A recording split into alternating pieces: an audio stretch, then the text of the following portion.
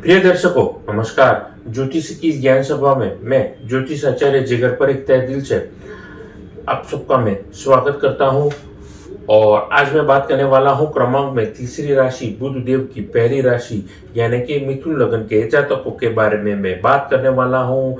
पहली तारीख को मैं जब मैंने ये प्रश्न कुंडली बनाई थी, बाय द वे जो लोग मुझे पहली बार देख रहे हैं उनको बताना चाहूंगा कि मैं हर महीने की पहली तारीख को एक प्रश्न कुंडली बनाता हूँ। 12 की 12 लगन राशि के अनुसार बनाता हूँ और 9 ग्रह की परिस्थिति के अनुसार अपने फल कथन प्रस्तुत करता हूँ, जो कि बड़े सामान्य तौर पर मेरे फल कथन रहते हैं। प्रोफेशनल लाइफ के लिए, स्टूडेंट लाइफ के लिए, अपनी निजी जिंदगी कैसे रहेगी, और अगर आप कोई शारीरिक तकलीफ से गुजर रहे थे या गुजरने वाले हैं तो क्या प्रिकॉशन ले सकते हैं। बड़े सामान्य तौर पर मेरे फल कथन रहते हैं जो कि लग्न राशि के आधारित ही रहते हैं। तो ज्यादा देर ना करते हुए यहाँ पर मैं बात करने वाला हूँ मिथुन लग्न के जातकों के बारे में कि 9 ग्रह की परिस्थिति कैसी थी। आइए आपको मैं लेकर के चलता हूँ मिथुन लग्न के जातकों के लिए। यहाँ पर जैसा कि आप देख सकते हैं, लगन में ही वक्री अवस्था में मंगल 26 डिग्री के विराजे है। देवगुरु बृहस्पति शुभता देते हुए शुक्र के घर में विराजे है। केतु चतुर्थ स्थान में विराजे है। अष्टम भाव में सूर्य अस्त के लग्नेश के मालिक बनते हैं। बुध जो कि सूर्य देव की वजह से यहाँ पर अस्त के बने हैं। भाग्य के घर में मेहनत को, हार्ड वर्क को रिप्रेजेंट करते हुए शनिदेव चंद्रमा के साथ में उच्च के राशि के बनते हैं। शुक्र राहु के साथ में, जैसा मैं समझा चुका हूं, देवगुरु बृहस्पति आपके 12वें भाव में विराजे है। तो कुल मिलाकर के 9 ग्रह की परिस्थिति कुछ ऐसी बनी हुई है, जहां पर देवगुरु बृहस्पति बहुत ही पॉजिटिव इंटेंसिटी के साथ पॉजिटिव वाइब्स दे रहे हैं। तो किस क्षेत्र में किन किन लोगों को क्या प्रभाव रहेगा, उसी के बारे में अपनी वाणी को यहाँ पर प्रारंभ करूंगा।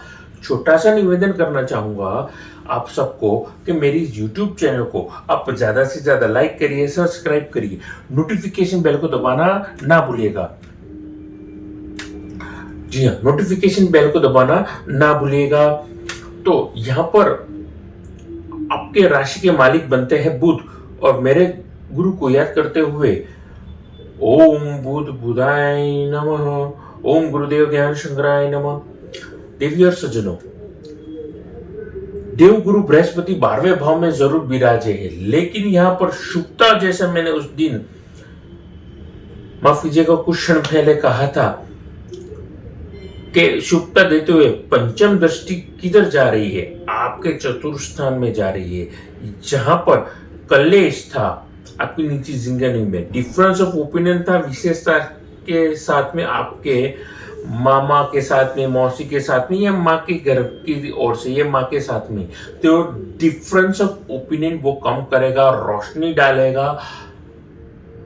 डिफरेंस ऑफ ओपिनियन किस वजह से था और उसके लिए आप क्या कर सकते हैं, उस पे आप अपने प्रियजनों के साथ में बैठ करके डिफरेंस ऑफ ओपिनियन दूर कर सकते हैं। ये अपॉर्चुनिटी भी दे रहा है।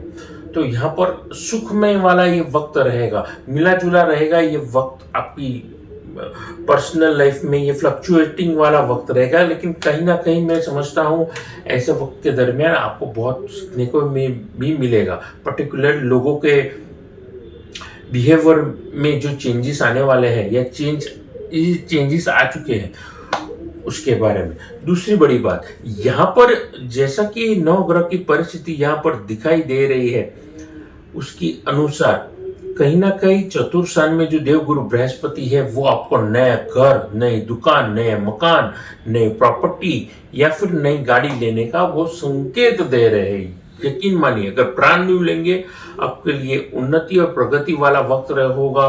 निजी जिंदगी में बहुत बड़ा फायदा यहाँ पर दिखाई दे रहा है। आइए बातचीत करते हैं प्रोफेशन वालों के लिए। प्रोफेशनल वालों के लिए, जो लोग इलेक्ट्रॉनिक के संबंधित, electrical, electronic, mobile accessories, circuit या फिर आप किसी भी प्रकार की उन वस्तु के साथ जुड़े हैं जो बिजली के उत्पादन जिसे कहते हैं, लाइटिंग के उत्पादन जिसे कहते हैं, इलेक्ट्रिकल डिवाइसेस, उनके लिए ये वक्त बड़ा अच्छा है।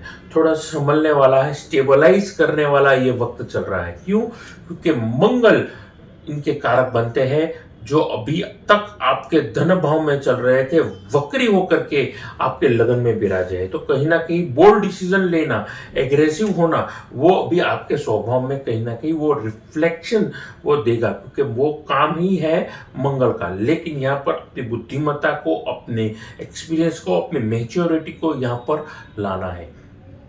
अगर आपके डेप्थ बढ़ गए हैं या फिर आपके वो ओवरस्टॉक बढ़ गए हैं और तुरंत सेल आउट नहीं हो रहे हैं एज अ बिजनेस में, तो आपको स्कीम क्या ला सकते हैं, या फिर आप क्या इनोवेटिव आइडियाज ला सकते हैं, आप क्या नया ला सकते हैं, या फिर किसी को भी माल देना है तो क्या स्मार्ट वर्क करके देंगे, उस तरफ फोकस करना है। क्योंकि गुस्से से आपका प्रॉब्लम का सॉल्यूशन बनता हो यहाँ पर दिखाई नहीं दे रहा है।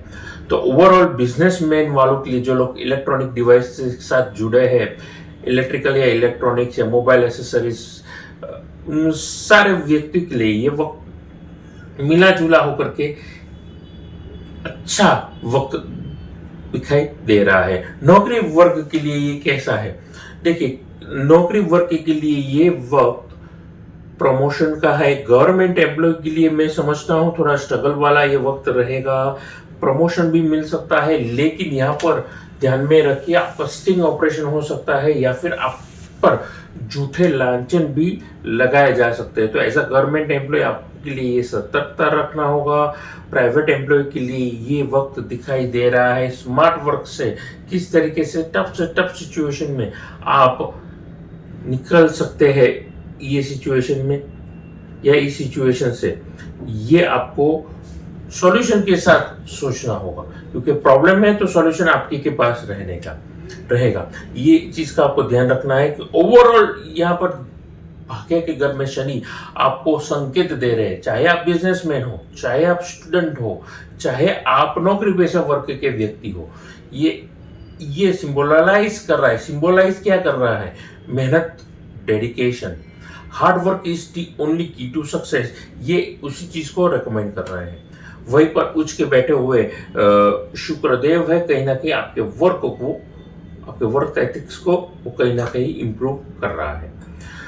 स्टूडेंट के लिए ये वक्त कैसा है? स्टूडेंट के लिए ये कहीं ना कहीं ये वक्त थोड़ा सा हार्ड एफर्ट डालने का है, स्मार्ट वर्क करने का है। अभी तक अगर आपने हार्ड एफर्ट डाला है, हार्ड वर्क कर रहे हैं, तो आप जैसे मान कर चलिए आप स्मार्ट वर्क क्या कर सकते हैं उस पर फोकस करिए। लेकिन आपकी तर्कश में सारे तीर होने चाहिए। आप as a student technically sound होने चाहिए। सारे सवालों के जवाब आपके फिंगर टिप्स पे होने चाहिए।